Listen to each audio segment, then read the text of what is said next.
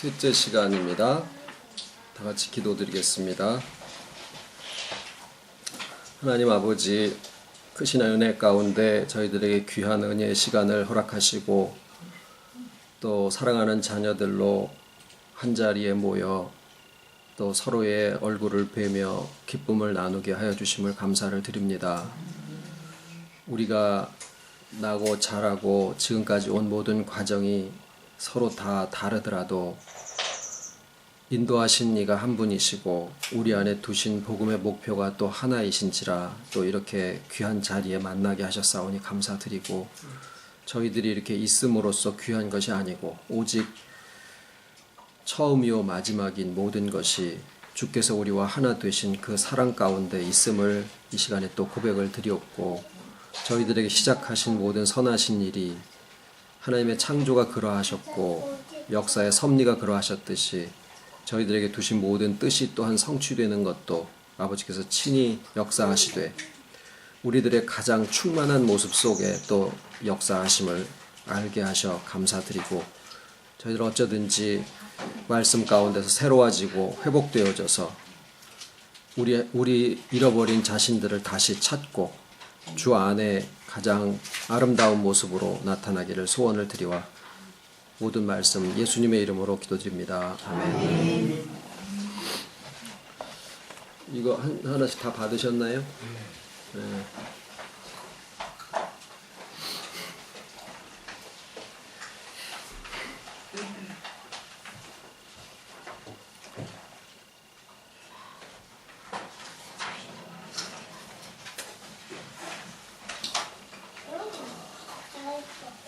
어린이날이라고 진리하고 생명이 로한테 주려고 이게 집에 있는 걸 찾아보니까 이거밖에 없어서, 근데 이미 좋은 선물들을 다 가지고 있네. 로야 일로 와. 대표로 일로 와. 일로 와봐. 누나도 오고. 다 아니까 부끄러워하지 말고 일로 와봐. 일로 와. 일로 와봐. 그래, 진리가 같이 와. 로하고. 그래.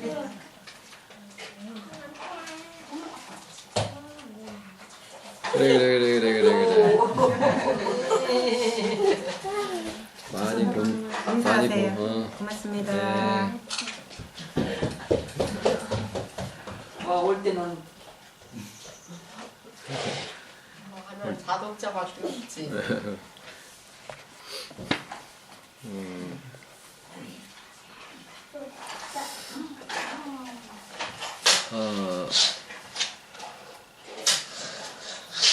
오늘은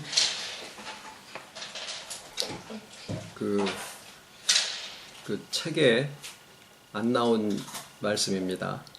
네.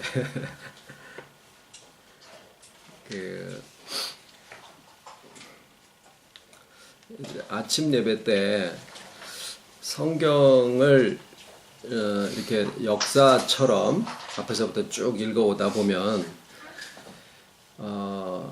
제일 신나고 재미있는 시기가 여호수아가 이제 가나안 땅에 들어가서 그 모든 이거 정복하는 일이라든가 또 그 하나님의 약속이 성취되어 가는 그런 과정들을 그냥 눈에 보이게 막 이렇게 전개가 되니까 그때는 성경 보는 재미가 있죠.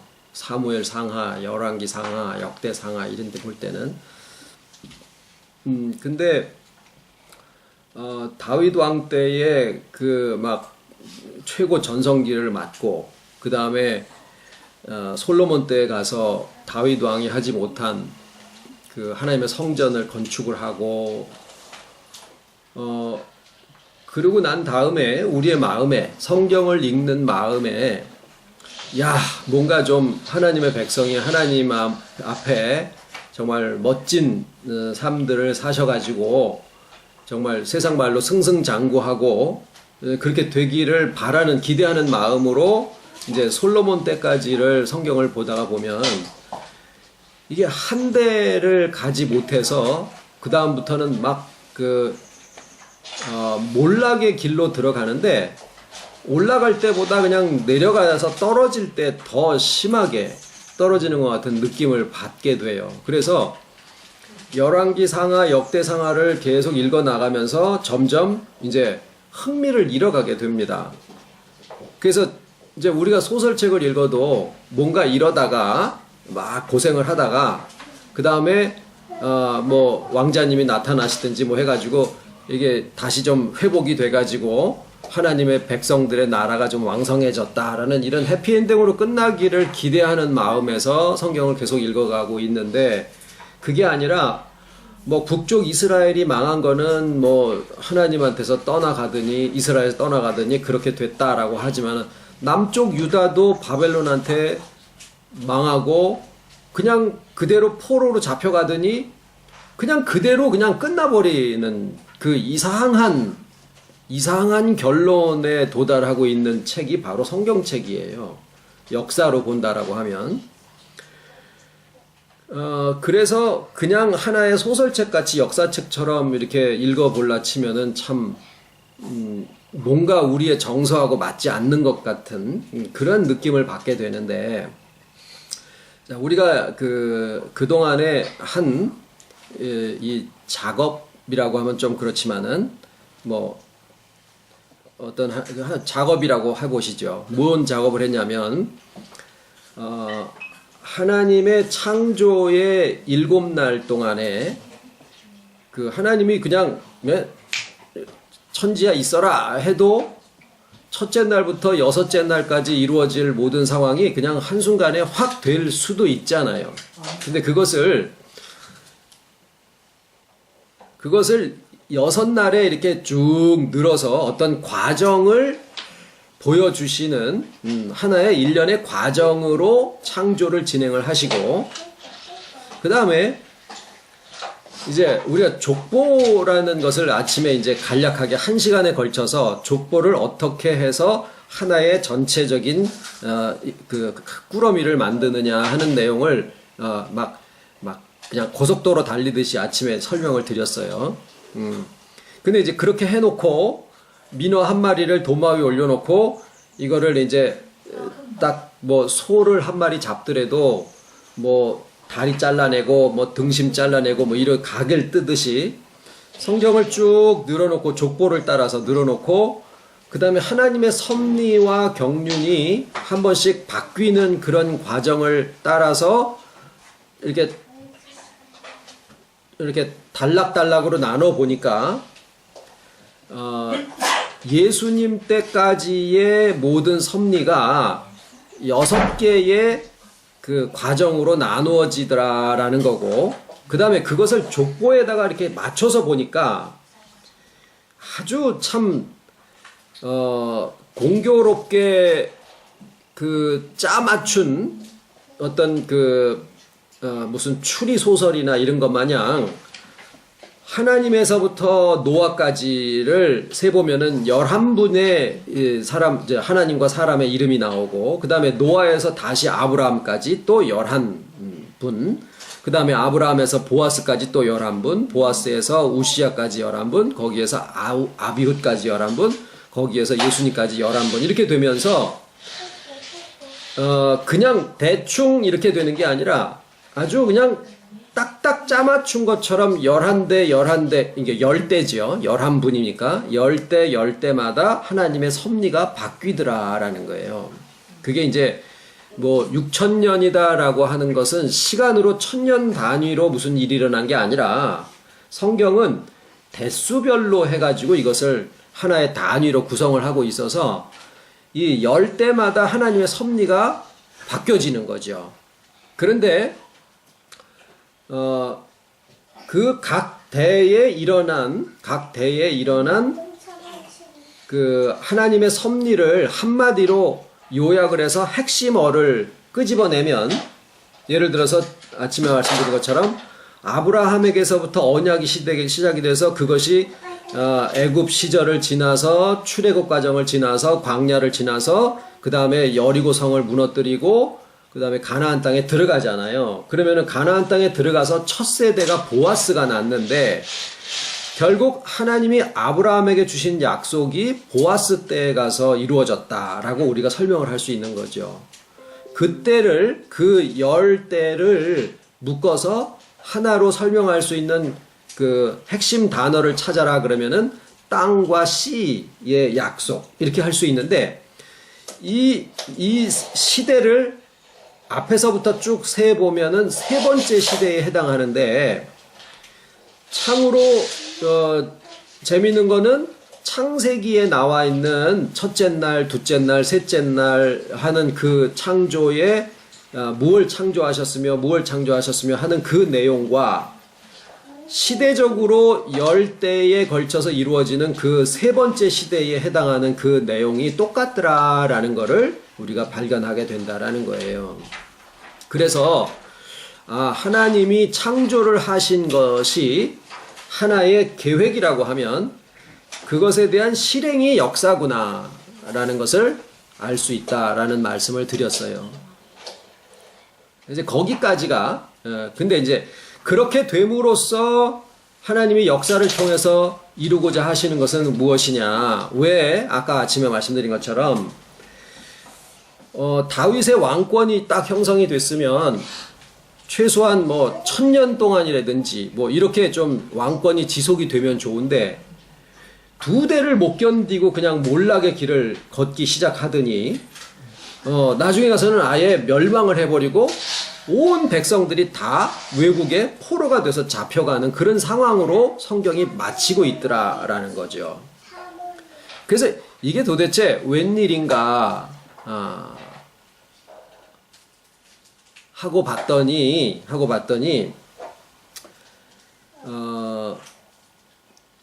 씨의 약속을 얘기를 하실 때 히브리서의 기자가 그렇게 얘기를 합니다.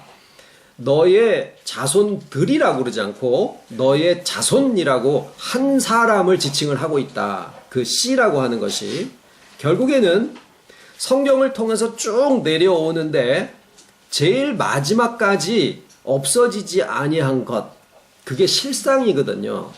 그러니까 가나안 땅을 쫙 정복을 했는데 그게 실상이었으면 하나님의 백성들에게 그것을 영구히 제공을 해 주셔야지 되는 건데 그게 하나님의 뜻의 실체가 아니기 때문에 그것이 중간에 가다가 없어지는 거예요.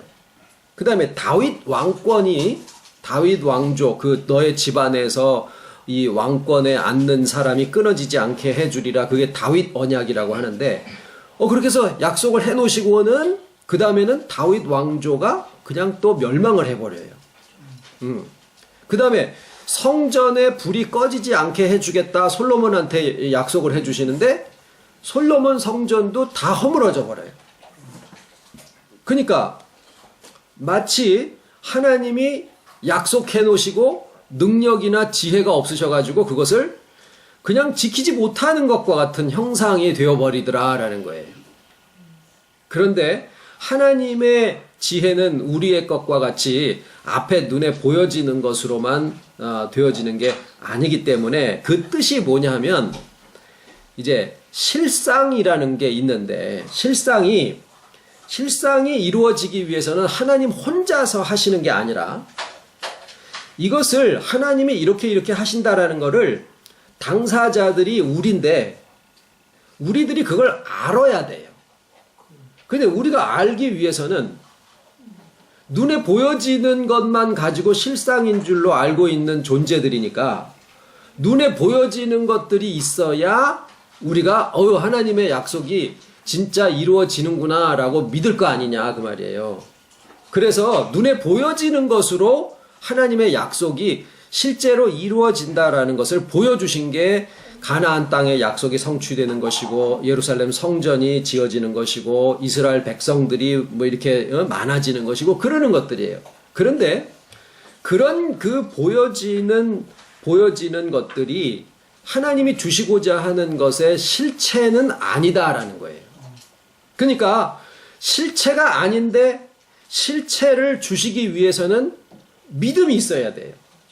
그러니까 믿음이 있게 하기 위해서는 눈에 보여지는 게 있어야 된다 그 말이에요. 그래서 눈에 보여지는 것을 주신 건데 이거를 주시고 나서 그걸 주구장창 계속 가지고 있으면 그게 하나님이 주시고자 하는 실체인 거로 착각을 하게 되기 때문에 야 이거 봐라 내가 이걸로 너 약속해 주지 약속 성취해 줬지 봐라 그래가지고 이제 그것이 이제 딱 성취되는 거를 보고 아 하나님의 약속을 내가 믿었잖아요. 그 다음에는 어떻게 할까요? 그게 더 이상 저 혼자 해요. 그게 더 이상 필요가 없어. 약속이 이루어진다라는 것만 믿게 해주신 다음에는 그게 더 이상 필요가 없는 거예요. 그러면 어떻게 될까요? 즉시 그것을 무너뜨리거나 없애주시고 그 다음에 그게 없어져도 내 마음속에 있는 믿음을 가지고 실체가 무엇인지를 생각할 수 있도록 기회를 주시는 거예요. 그래서 이루어진 실체가 뭐냐면은 예수님 한 분이에요. 그런데 예수님도 결국 우리에게 무엇을 남겨주셨나요? 예수님의 목소리 한번 들어보신 적이 없고 예수님의 걸음걸이라든가 키가 몇 센티미터라든가 눈동자는 무슨 색깔이라든가 말투는 어떠하고 음식 식성은 어떠하고 A형인지 B형인지 전혀 우리는 몰라요. 그런데 예수님을 우리가 믿어. 그리고 그분이 우리랑 그분의 모든 사역을 이루어 놓으시고 제일 마지막에 하신 사역이 부활하신 다음에 이루어 놓으신 사역인데 그리고 난 다음에 예수님이 승천하셨는데 실상은 사라지신 거예요.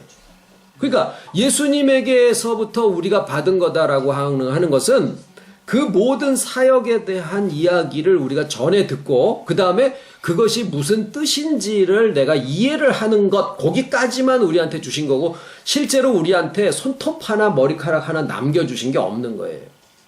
네, 형상은 아무것도 없어요.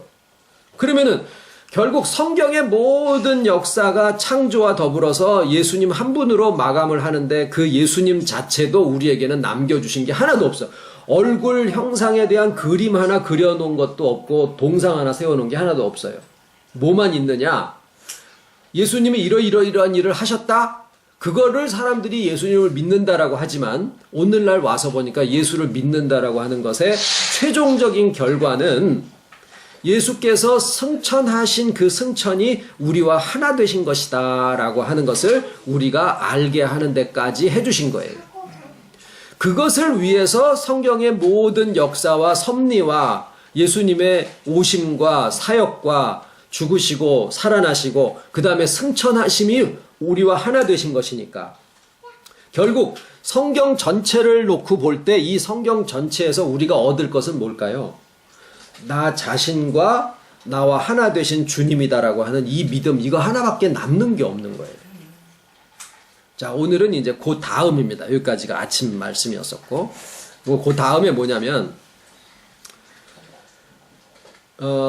창세기 1장에 있는 창조의 6날, 7날의 과정을 쭉 보니까 첫째 날 빛을 만드시고 둘째 날 하늘을 만드시고 자 어둠을 하나님이 만드셨다라는 것을 창세기에서 보신 적이 있나요? 없어요. 그러니까 하나님이 태초에 하나님이 천지를 창조하시니라 땅이 혼돈하고 공허하며 흑암이 깊음 위에 있고 하나님의 신은 수면에 운행하시더라. 그 다음에 하나님께서 가라사대 빛이 있으라 하시며 빛이 있었고 그 빛이 하나님이 보시기에 좋았더라. 빛을 낮이라 칭하시고 어둠을 밤이라 칭하시니라. 저녁이 되며 아침이 되니 이는 첫째 날이니라. 자 거기까지가 첫째 날에 대한 기록인데 거기에 어디에 하나님이 밤을 만드셨는데 보시기에 좋았더라 그 얘기가 있으신가요? 없어요. 빛을 있게 하셨다라는 말씀은 있는데 어둠을 있게 하셨다라는 말씀은 없는데 빛을 낮이라 칭하시고 어둠을 밤이라 칭하셨다라는 거예요. 지금 이제 이번 시간에 우리가 나누려고 하는 것은 뭐냐면 어둠에 대한 얘기예요. 빛을 얘기하기도 바빠 죽겠는데 뭔 어둠을 얘기를 하려고 그러느냐? 그게 아니에요. 하나님이 저녁이 되게 하셨다라는 것도 하나님이 하신 거예요. 그러니까 둘째 날은 보세요. 둘째 날 천하의 하나님이 그 물 가운데 궁창을 만드사 궁창 위의 물과 궁창 아래 물로 나누게 하시니라. 그 다음에 거기 둘째 날이에요. 거긴 좋았더라가 없어요. 그러면 궁창 위의 물과 궁창 아래 물로 나누게 하셨는데 하늘을 만드시고 궁창 아래 물과 궁창 위의 물로 나누는데 궁창 아래에 있는 물이 다 모여서 바다가 돼요. 바다는 좋은 게 아니에요. 바다는 좋은 게 아니에요. 근데 궁창 위의 물은 언급이 없지만 그건 좋은 거예요. 셋째 날은 천하에, 그러니까 하늘 아래에 있는 물들이 한쪽으로 다 모여서 그걸 바다라 칭하시고, 그러니까 묻이 드러나죠.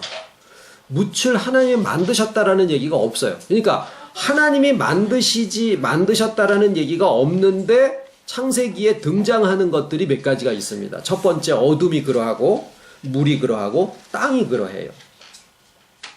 근데 재밌는 거는 제일 끝에 요한계시록 22장에 가서 보면 그 모든 과정을 다 마치고 나서 요한계시록 21장, 22장에 뭐뭐뭐는 더 이상 없더라, 더 이상 존재하지 않더라 라고 하는 것에 요것이 다 들어가요. 새 하늘과 새 땅, 이전 땅과 이전 하늘은 없어지고, 그 다음에 바다도 다시 있지 아니하더라.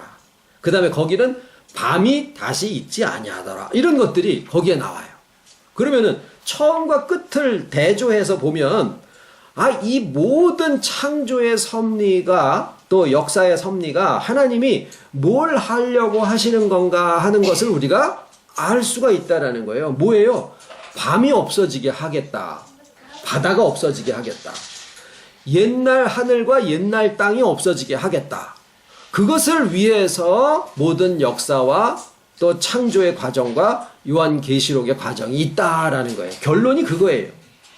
성경이 요구하시고 하시는 역사가 바로 그것을 위해서 하시는 건데, 첫째 날 이제 빛을 만드셨는데 상대적으로 이게 상대성을 얘기하는 게 아니에요. 밤이 있었어요. 어둠이 있었어요. 둘째 날 궁창 위의 물과 하늘이 있었고 궁창 아래 물이 있었고, 셋째 날은 천하의 물이 하나로 모여서 바다가 되고, 바다는 안 좋은 거라고 말씀드렸죠. 거기에 이제 육지가 생기면서 거기에 씨가 진 여러 가지 것들이 나옵니다. 네 번째 날에는 광명을 만드시는데, 큰 광명과 작은 광명을 만드시는데 큰 광명으로 하여금 낮을 주관하게 하시고 작은 광명으로 하여금 밤을 주관하게 하신다는 거예요. 광명은 뭘까요? 다스림이에요. 권세, 주권 이런 거예요.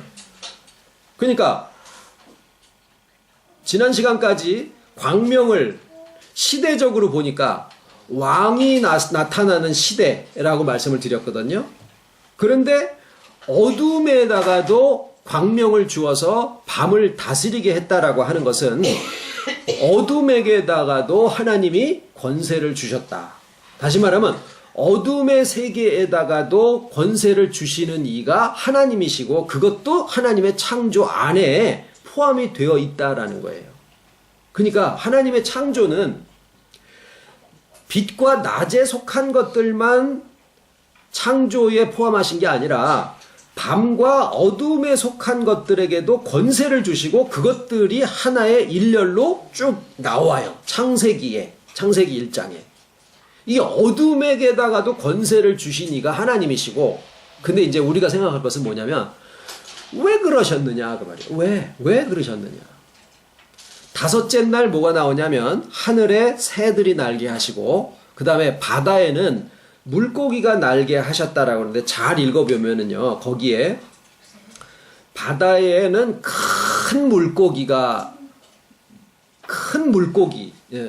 되어 있는데, 그 큰 물고기를 영어로 찾아보면은요, 몬스터라고 되어 있어요.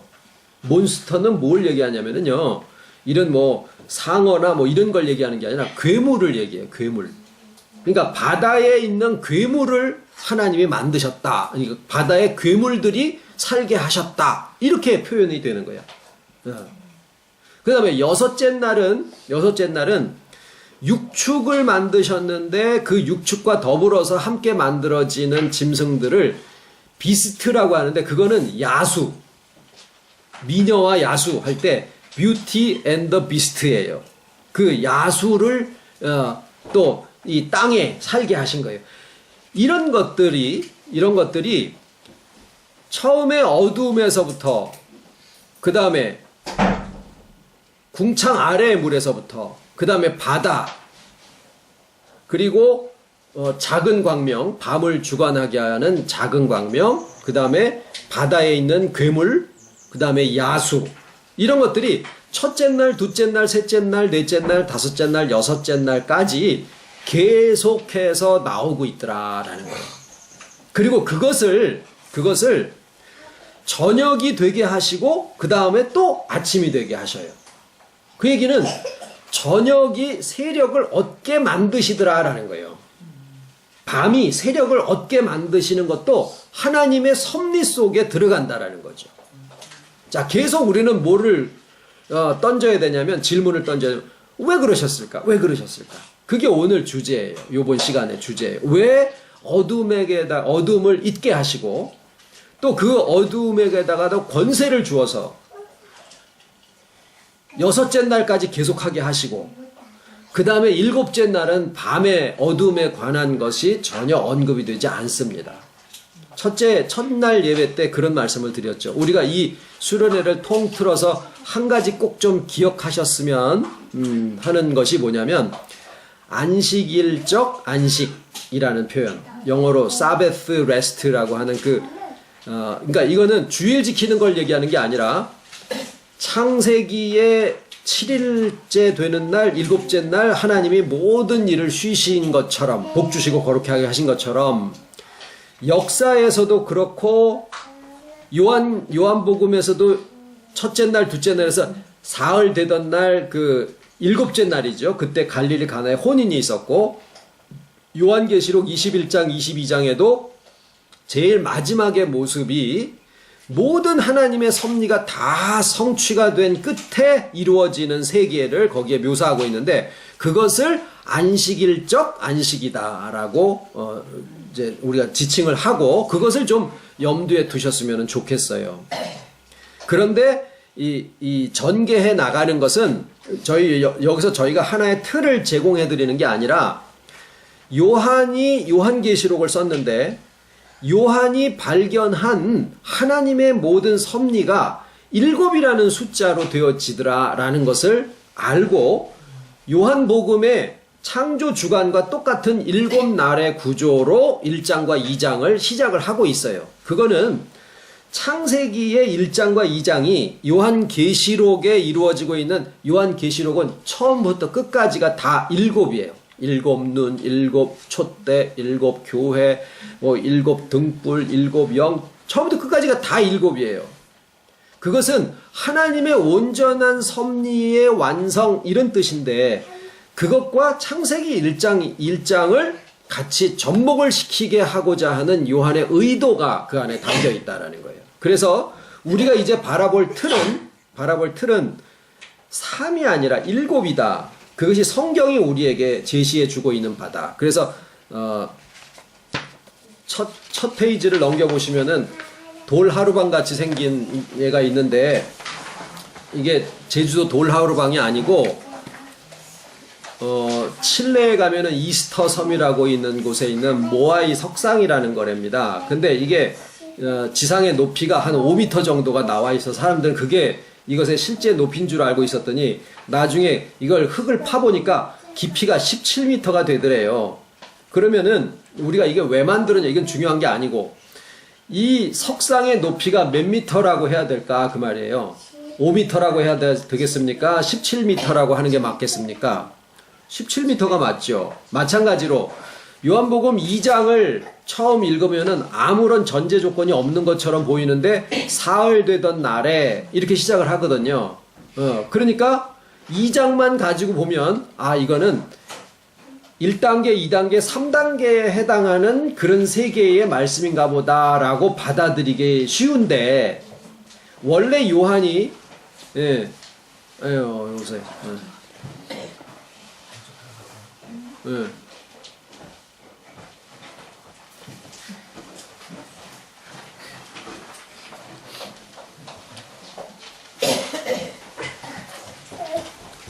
아유 그 차가 더 좋다 야.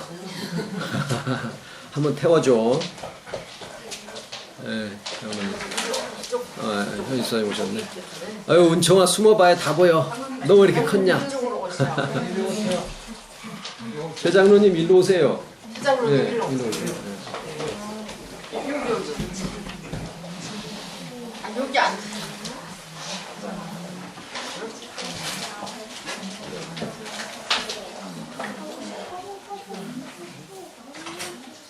예. 그래서 요한이 처음에 요한복음을 쓸 때는 1장, 2장 이런 게 안 붙어 있었던 거예요. 그러니까 1장과 2장이 하나로 되어 있는 편지인데 1장에 이튿날이라는 말이 3번이 나오고 그러니까 한 날이 있는데 그 다음 이튿날이면 4일이잖아요.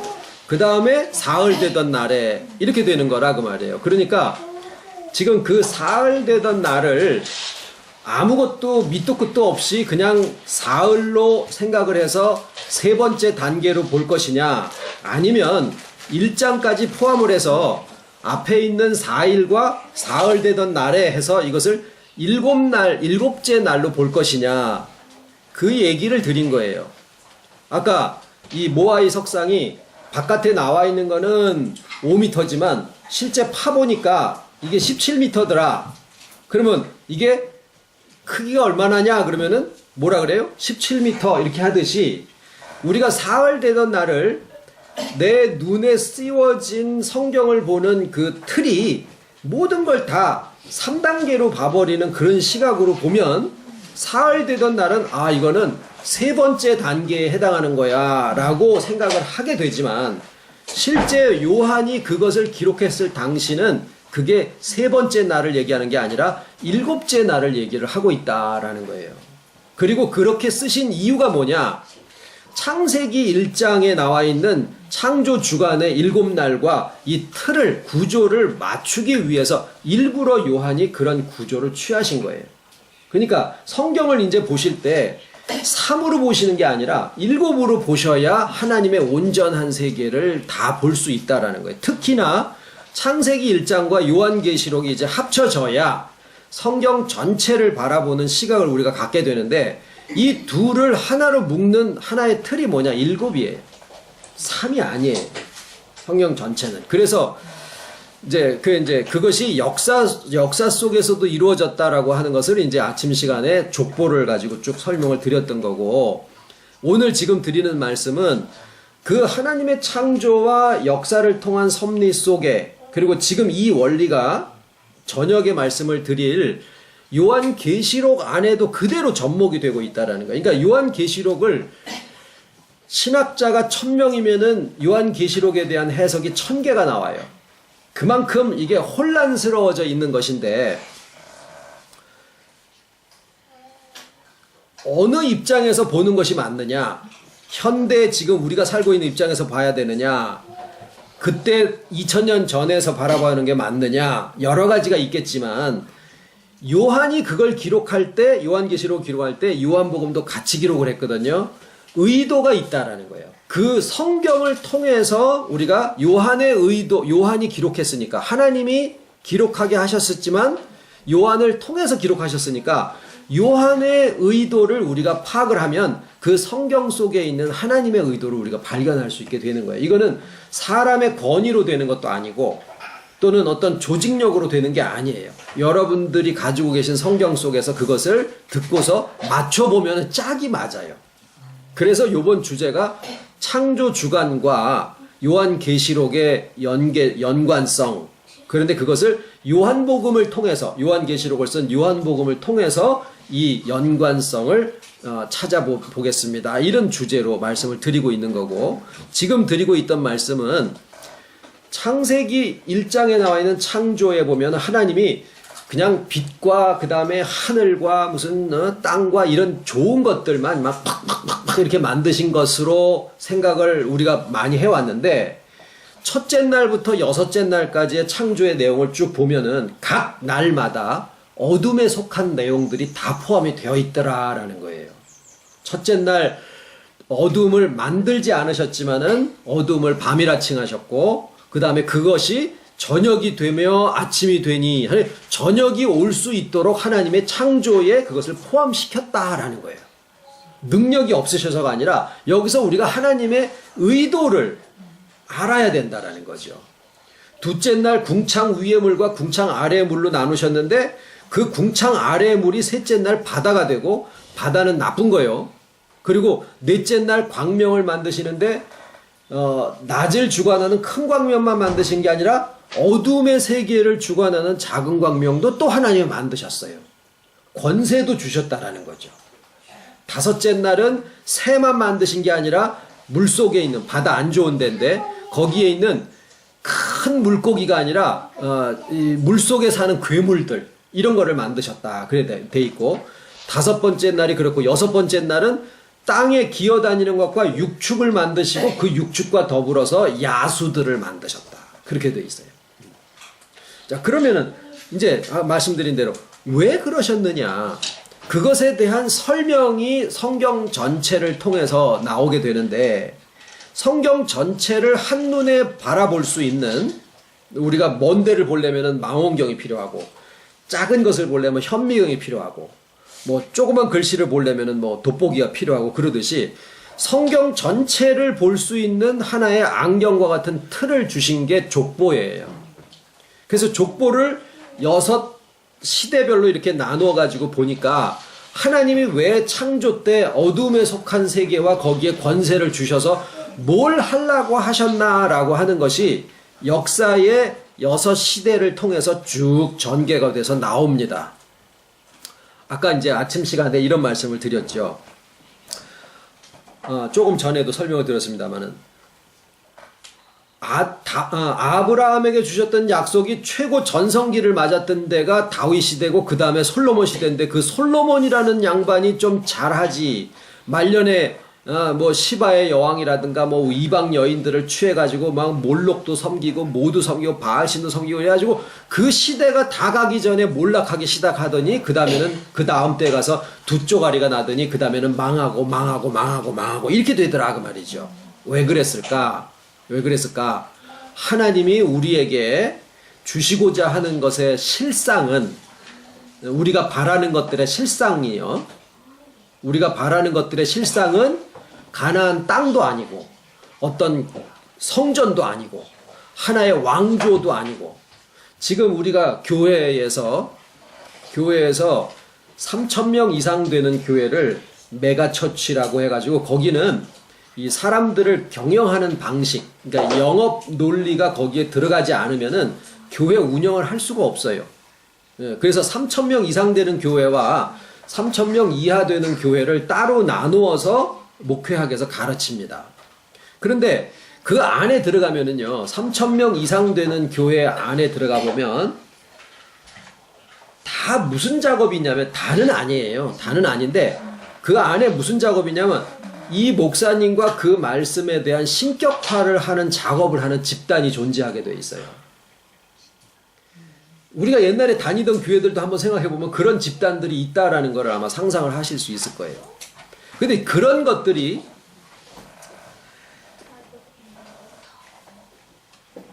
교회에 하나님의 역사가 있다라고 하는 것을 보기 가장 좋은 것이 뭐냐면 숫자적인 부흥이에요. 전도사님 안 그래요? 몇 사람 안 앉아 있는 데서 하나님의 역사가 과연 있는지 없는지 잘 알기가 힘들어요. 그런데 실상은 교회의 실상은 무엇이냐? 회복과 충만이에요. 그런데 큰 교회가 숫자가 10,000명이 되고 20,000명이 됐다. 그러면 그 교회에 하나님의 역사가 없느냐? 그건 아니에요. 그런데 그 숫자가 처음에 하나는 증거가 될 수는 있어요. 하나님이 여기에 역사하신다. 그런데 그렇게 숫자가 많기 때문에 반드시 하나님의 역사가 있느냐? 그거는 아니다라는 거예요. 그러니까 실상이 무엇이냐? 그 속에서 역사하시는 회복과 충만의 역사가 있느냐 없느냐거든요. 그러면은 어떤 곳이 교회가 아무리 커져도 순복음 교회가 60만 지금은 더 될 텐데 쪼가리가 나고 막 그래가지고 어떨지 모르지만은 옛날에 이스라엘 백성들이 출애굽할 당시는 200만이었었다고요. 그러니까 아무리 교회가 커도 200만까지는 안 된다고요. 그러면은 목사님들이 어느 정도 가다 보면은 무슨 욕망, 소망을 가지냐면, 아, 우리 교회 식구들로 이루어져 있는 하나의 생활 공동체를 하나 만들고 싶다. 그런 생각들을 하게 돼요. 그 다음에 그게 더 커지면은 구원파처럼 아예 땅덩어리를 사가지고 거기 안에서 같이 공동생활을 하고 싶다. 이런 생각도 하게 된다고요. 그러면 그 사람들이 만약에 더 커지면 무슨 생각을 할까요? 나라 하나 세우고 싶다라는 생각을 할 수도 있다 그 말이죠. 그런데 그것이 성경에 이미 다 옛날에 해본 짓거리들이요. 이스라엘 백성들이 200만이 넘어가서 1000만이 되고 그런 많은 백성들이 다 됐는데 그게 하나님이 주시고자 하는 실상이 아니다 그 말이죠. 그래서 그것이 무너지고 깨지고 엎어지고 뒤집어지고 망하고 그런 모든 과정들이 그 다음에 성공하고 부흥한 것보다 망하는 기간이 더 길어. 그리고 성경을 볼 때 처음에 행복하게 잘 살았습니다. 그 다음에는 망했습니다. 끝까지 계속 망하고 끝났습니다. 이런 책을 보는 것 같은 느낌이 든다 그 말이죠. 왜 그러셨을까? 실상을 알려주시기 위한 거예요. 실상. 그런데 하나님에게서부터 노아까지 10대인데 그 노아 때 뭐가 있었냐 하면은 세상에 네피림이라는 게 있었죠. 노아가 방주가 떴다가 그 다음에 이제 다 아라라산에 내려앉은 다음에 이제 막 그냥 하나님한테 제사를 드리고 포도주 마시고 뭐 이런 일도 있었고 그 다음에 함의 자손이 니무롯이라는 왕이 나와가지고 바벨탑을 세우고 그런데 그런 바벨탑을 세우는 그 상황이 지금 창세기 1장에 지금 말씀드린 것처럼 하나님에게서부터 그러니까 왜 이 역사에 이런 사람들이 여기 등장을 해? 네피림이 왜 등장을 하지? 또 니무롯이라는 왕이 왜 등장을 해가지고 바벨탑을 쌓고 이 난리야. 그 다음에 쭉 내려가면 아브라함에게 그것을 주셨을 때 애굽이라고 하는 또 세력이 그렇게 있었고 그 다음에 이스라엘이 망할 때 아수르라는 나라를 키워가지고 그 아수르가 여기를 또 멸망을 시키고 바벨론을 키워서 또 이스라엘 나라를 또 멸망을 시키고 유다를 그 다음에 그 이스라엘 백성들의 유력한 사람들을 다 바벨론으로 포로를 만들어가고 그 다음에는 또 로마가 나오고 뭐 이런 식으로 계속 성경에 택하신 족속들에게 대한 이들을 멸망시키는데 앞장서고 이용하게 됐던 그 어둠의 세력들이 계속 끊이지 않고 나오고 있더라라는 거예요. 하나님의 창조가 첫째 날부터 일곱째 날까지 쉬지도 아니하시고 계속 가시고 완성을 하시듯이 역사도 하나님에서부터 시작된 역사가 아담을 지나서 쭉 내려오도록 하나님의 자녀들의 역사도 끊이지 않지만은 거기에 마찬가지로 어둠의 역사들이 계속 같이 내려오는데 여기서 드리는 말씀은 창세기에서 드리는 말씀은 뭐냐면 그 어둠에게다가 권세를 주신 것도 하나님이 있더라라는 거예요. 바벨론을 키워서 아수르를 키워서 니무롯을 키워서 계속 어둠의 세력으로 역사를 하게 만드시는 것도 하나님이 창조의 범위 안에 다 집어넣으셨더라라는 거죠. 그런데 그렇게 하신 이유가 뭐냐? 이거예요. 오늘 이제 포인트는 졸지 마시고 잠깐만 들으세요. 왜 그러셨느냐? 결국 하나님의 온통 관심은 택하신 자녀들에게 있는 거는 아시잖아요. 그런데 택하신 자녀들에게 이게 약속이야. 내가 약속 줄게. 땅과 씨의 약속을 줄게. 그 다음에 그것이 약속이니까 우리가 믿어드릴 수 있어야 되잖아요. 그런데 믿어드리려면 뭐가 있어야 돼요? 내가 보는 것 가지고만 모든 것을 판단을 하니까 눈에 보여지는 것으로 증거를 주시는 거예요. 자, 우리들 여기에 모여서 우리들의 소망과 바람이 있습니다. 뭐예요? 한정숙 권사님, 우리들의 소원이 뭐예요? 어려운 질문을 쉽게 하네. 아니, 그냥 생각해 보시자 그 말이에요. 우리들의 삶이 아버지 앞에 정말 의미 없는 게 아니었기를 바라는 거고, 또 그 소원대로 아버지의 뜻이 우리의 삶과 인격을 통해서 나타나고 이루어지기를 바라는 거거든요. 내가 이루어 드리려고 애를 썼는데 안 되던 그런 모습들이 우리가 죽기 전에 살아있을 때 여기서 좀 이루어지는 것을 내가 맛도 보고 누리고 그렇게 갔으면 좋겠어요. 내가 반가운 사람 보면은 나도 모르게 얼굴에 한방 웃음꽃이 피어지고 내가 좋은 게 있으면은 너도 하나 먹어봐 이렇게 하고 싶듯이 그런 어떤 사람과 사람이 만나서 서로 오가고 교감 있는 그런 마음을 그냥 우리가 가지고 있을 때 그런 것들을 통해서 하나님의 나라가 이루어지게 돼 있는 거다라는 게 제 믿음이에요. 무슨 뭐 특별하게 뭐 이게 아니라 그 말이에요.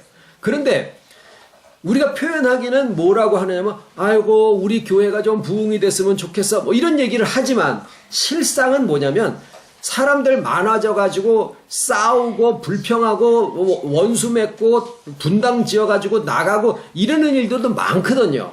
그러니까 요새는 야가져 가지고 아유 정말 마음이 통하는 사람들만 며칠에도 들어왔으면 좋겠어 이런 기도를 하는 게 그게 이해가 된다라는 거예요. 여러 경우들을 많이 겪어보다 보니까. 자, 그런데 그렇게 해서 눈에 보이게 어떤 증거들이 나타나면 어우 하나님이 이건 하신 거야 라는 거를 우리가 눈으로 보고 알 수 있지만 그게 실상이 아니다라는 거예요. 우리한테 내가 그것만 가지고 있으면은 이게 실상이 아닌데 거기에 매달려 있게 돼요. 가나안 땅에 매달려 있게 되고 또 다윗 왕조에 매달려 있게 되고 성전에 매달려 있게 되고 실상을 찾지 못하게 된다라는 거예요. 그래서 하나님이 우리에게 믿음이 생기기까지 눈에 보이게 보여주시고 그 다음에 믿음이 생겨졌다 싶으면은 즉시 그것을 없어지게 하시는데 그 없어지게 하는데 어둠에게 그 역할을 주시는 거예요. 그래서 그 어둠에게 권세를 주셔서 성도들의 이 외형적인 눈에 보여지는 것으로 이루어져 있는 그 외형적인 권세를 깨뜨리도록 하는 일을 어둠에게 권세를 주셔서 시키시는 거예요. 그래서 다니엘이 그런 얘기를 합니다. 이 모든 일이 언제 끝나겠습니까? 제가 읽겠습니다. 페이지를 안 매겨놔서 셋째 예배, 셋째 시간 끝에 이게 이거 여기에 제일 가운데 페이지입니다. 제가 읽을게요. 그 중에 하나가 세마포 옷을 입은 자 곧 강물 위에 있는 자에게 이르되 이 기사의 끝이 어느 때까지냐 하기로 내가 들은즉 그 세마포 옷을 입고 강물 위에 있는 자가 그 좌우 손을 들어 하늘을 향하여 영생하시는 자를 가리켜 맹세하여 가로되 반드시 한때 두때 반때를 지나서 그 다음에요 성도의 권세가 다 깨어지기까지니 그렇게 되면 이 모든 일이 다 끝나리라 하더라. 여기에 왜 이 성도의 권세가 깨어져야 되느냐? 성도의 권세가 왜 깨어져야 되느냐? 하나님이 지금 저희들에게는 권세나 권위 같은 것을 안 주셔요. 권세와 권위가 사람들이 있거나 뭐 같이 가자. 여기 드라이브 코스가 있어. 성도의 권세, 눈에 보여지는 권세, 말씀을 가지고 권세를 부릴 수도 있고 사람들 숫자나 재력이나 어떤 것으로도 권세를 부릴 수가 있거든요. 그런데 그것이 깨져야지 되는 이유가 왜 그럴까요? 그 권세로 수천 명을 모을 수도 있습니다. 네. 저는 보시기에 권세가 있어 보입니까? 없어 보입니까? 나는 권세가 없어 보여요. 아주 뭐 만만하신가 봐. 근데 이게 하나님이 저희들에게 주시는 하나의 축복이라는 생각을 자꾸 하게 되는 게 뭐냐면 말씀 가운데 점점 가다 보니까 만약에 여러분 앞에서 어떤 설교하는 사람이 세상적으로 사람의 포용력이 있거나 무슨 뭐 카리스마가 있거나 이러잖아요. 무슨 뭐 사람을 휘어잡는 무슨 언변이 있거나 그러면은요. 그거 가지고도 수천 명 모입니다. 요만큼만 차이 나도 사람들 구름대같이 모이는 게 요즘이에요. 근데 그게 없어. 설교를 들으면은 졸려. 그런데 틀린 말은 아니야. 재미는 없어. 근데 맞아요. 맞거든요. 그러니까 이해는 돼. 이해는 되는데 뭔지 모르게 이렇게 막 확 사람을 휘어잡고 막 이러는 게 없으니까 아휴 뭐 맹숭맹숭하고 뭔가 손에 쥐피는 게 없는 것 같은. 그런데 말이죠. 사람의 권위로 한 교단을 만들었는데 그 교단이 한 10만 명 정도 되는 그런 교단이 있었어요. 그랬는데 그 목사님의 말년에 한 사람의 말년에 막 교회가 막 수백 개가 되고 막 교인들이 몇만 명씩 몇십만 명 되고 이렇게 하는데 한 사람의 그 일생이 딱 끝나버리니까 돌아가시자마자 막 9조가리가 나는데 막 걷잡을 수 없이. 그러니까 결국에 뭐냐면 그거는 조직력이지. 그 사람에게서 나오는 하나의 권위지. 정말 그 속에 담겨져 있는 복음의 능력은 아니더라고 말이에요. 그래서 제가 거기에 예루살렘 망대처럼 하나 남은 목사님을 여수에서 만나서 40년 전에 주일학교 반사를 1년 동안 같이 하던 분이에요. 그래서 처음 만나자마자 제가 여쭤본 게 뭐냐면 도대체 그 총공회의 정신이 뭡니까? 당신이 뭐 때문에 그거를 그렇게 붙잡고 있습니까? 뭡니까? 외형적인 하나의 규격입니까? 아니면 그 속에 있는 내용입니까? 그냥 던져본 거예요. 답을 원해서가 아니라. 그러니까 지금 저희들에게 남는 것이 뭐냐? 우리가 아무리 사람을 모아도 다윗 왕 때에 한 1000만 정도 됐을 것 같은데 그 정도 사람 모을 수 있습니까? 평생? 못해요. 성전을 아무리 근사하게 해도 솔로몬이 지은 성전만큼 그렇게 영화로웠을까요? 못할 거라고 생각을 해요. 예루살렘 나라를 만드는 것도 마찬가지고 어떤 사람이 하나의 국가를 만드는 사람이 기독교 국가를 만든 사람이 있습니까? 없어요. 근데 예루살렘은 이스라엘은 하나의 국가가 그냥 전부 다 종교 집단이었었잖아요. 그런데 그 화려하고 견고하고 약속이 성취된 그 나라조차도 당대와 그 다음 때를 넘기지 않고 그냥 멸망의 길로 가게 만드신 것이 하나님의 섭리였다라고 하면 오늘날 우리가 추구하는 바가 과연 뭐냐라는 거예요. 교회에서 우리가 모여서 모임에서 추구하는 바가 과연 뭐냐라는 거죠. 우리가 평생 동안 교회에서 신앙생활하면서 교회는 이러이러한 것들이 가치다라고 하는 것들을 가지게 됩니다. 피 속에 녹아 있을 수도 있어요. 아, 주일날이면 우리 반이 우리 구역이 사람들이 얼마나 많이 모이나. 목사가 설교하다가 아이고 오늘은 교인들이 몇 명이나 오시나 이런 것들에 대해서 피 속에 녹아 있다고요. 500명 교회 목사하고 50명 교회 목사가 같이 만나면 500명 교회 목사가 괜히 으쓱하고 50명 목사는 이렇게 괜히 이렇게 하는 그런 게 다 뭐냐면은